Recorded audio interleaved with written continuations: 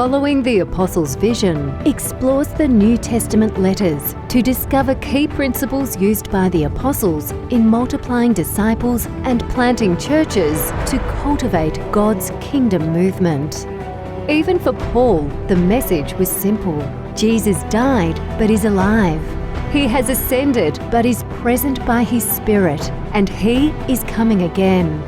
And the vision was clear that there be no place left where this good news had not been shared. Our cities are going up, our suburbs are expanding, our mission challenge is huge. But the simple, reproducible methods that Jesus lived and taught relate to all cultures and all circumstances. His vision and methods shaped the mission of the early church and are practical and effective today.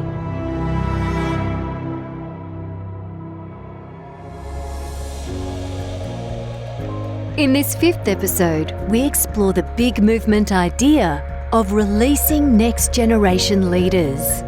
Peter Roenfeld, the author of Following the Apostles' Vision, returned to the Western Plains, 400 kilometres west of Sydney, to where he served almost 50 years ago. He wanted to catch up with Ron and Nida Jones. Back then, they became believers in their hometown of Wellington, and Peter handed on faith and leadership to them. Peter also caught up with Kerry Hawkins, a farmer from those days who teamed with him in sharing faith, and talked with the current pastor Jay Pulalisi about empowering the next generation of disciple makers and leaders.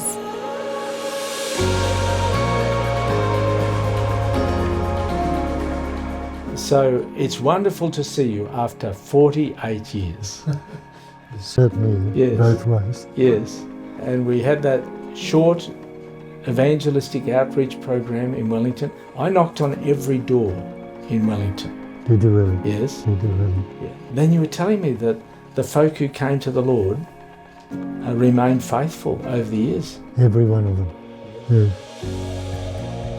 Do you remember the night that I called really late at night and I stopped in front of your house and I said, Lord, if the lights are on in the lounge room, I will call in. The lights were on in the lounge room, so I came to the door, opened the door, and you were troubled. And so I said, I think just a week or so ago, you said, we're following God. I said, but now you're troubled because when you're in this valley, you're not sure what to do, you feel troubled by it.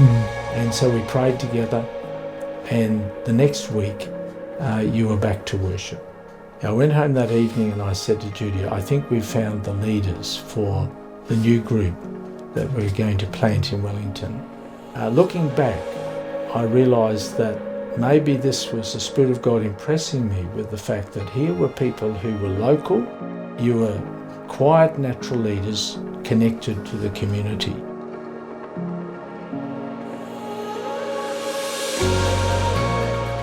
Kerry, it's so good to be back in Wellington with you after all these years. Yes. Almost 50 years ago. 50 years. Yes, as a local farmer, a guy slightly older than myself, you teamed up with me and we'd come here visiting house after house, introducing people to Jesus, making disciples. You were such an encouragement to me. Yes, that applied both ways, Peter, because it enriched my experience with the Lord. I believe you can't have a relationship with the Lord without you're out working with Him. And you enriched me, and that journey encouraged you, and the journey continues. Yeah. You continue to encourage other young fellows in making disciples and sharing faith. First time my wife and I arrived here to Dubbo, this was the first face we saw and welcomed us in. And I didn't know that he was going to be a real blessing in my life. In the ministry as well. Yeah, I appreciate Jay so much, and his outreach to young people is just something that I've never experienced in my church life before. It's working so successfully. I'm really lucky to have a senior guy with me to share his wisdom and knowledge with me and to guide me in my ministry.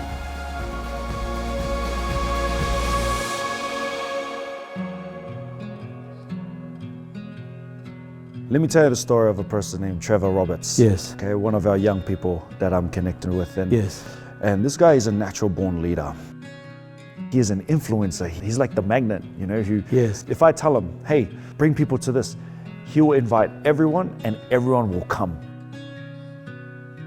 I'm Trev. I'm a fourth generation farmer here at Mumblepeg. Family's owned the farm since 1910. Here at the farm, we grow livestock, cereals, and oranges. And to me, this is a really great story because I knew your grandfather, Lockie Roberts. And when I came into this area in the Western Plains, Dubbo, Narromine, Gilgandra, Dunedoo, these areas in the fairly early 1970s, your grandfather Lockie was here at Mumblepeg. And just about every Friday evening, I'd get a phone call from him. And I'd say, Lockie, how is it? He'd say, how do you know it's me? Nobody could miss Lockie's voice. No one had told him to, but he was clearly encouraging. He just naturally wanted to encourage this young fellow who was in this area. And then I saw others mentor your dad, Trevor, as well. And then he mentored or encouraged others. It's almost a generational thing. It's almost like God has placed this anointing on Lockie equipping, you equipping, and Jay is encouraging you. So how do you engage with fellows now who you say are some years younger than yourself? I think it's about more so engaging with them on where they're at in their journey and where you've been in your journey. And so a lot of the younger guys that I know that I sort of hang around with on a regular basis is they're going through a lot of things that I went through when I was their age. And I guess you're there to say, well, it's happened to me. God was there. Even when it was happening, I didn't feel like he was there and I felt alone. But looking back on it, I can see that everything that happened for a reason.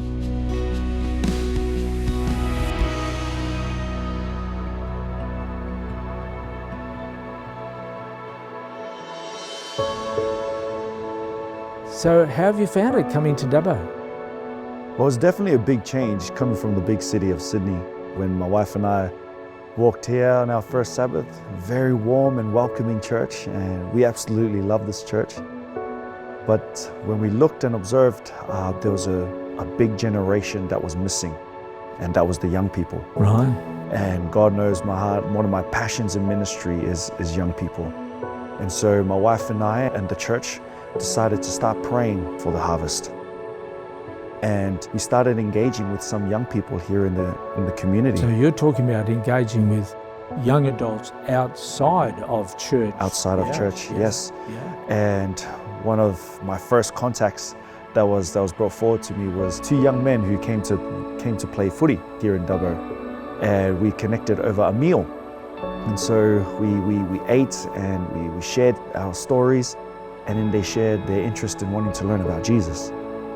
And week after week, they started inviting their friends, and their friends started attending as well. And now we've got this foundational Bible study group of young men. Right. We call ourselves the Back-to-Back Brotherhood.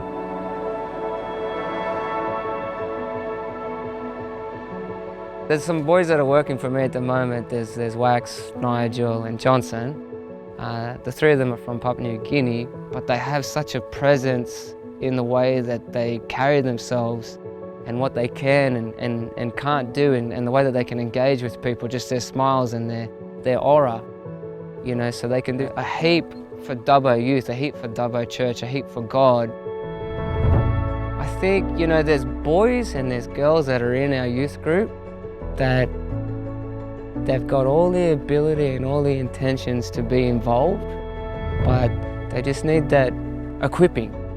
You know, they need that encouragement that, hey mate, like, you know, the way you play football, you should be getting involved with the youth group. These boys, some of them have just recently started coming to church. And these guys are also very intentional about finding one person in their family, in their team, to actually reach out to and to invite them to learning about Jesus. And I met Jay, really energetic, really welcoming, really happy. It's been over a year now since we've been hanging around with these boys. It started off with 3 of us. Now, there's a lot of lives changed.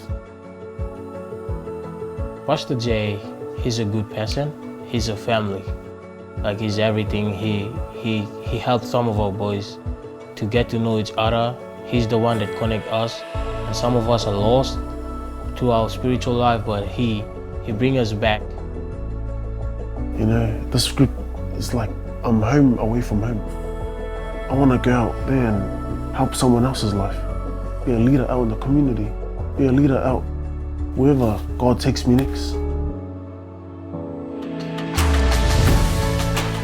What's really awesome is what God is doing outside this building.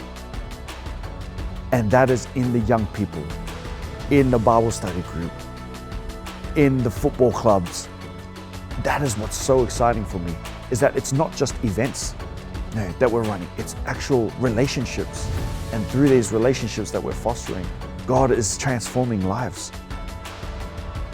So this is how we are equipping and empowering the next generation to be disciple makers and movement builders.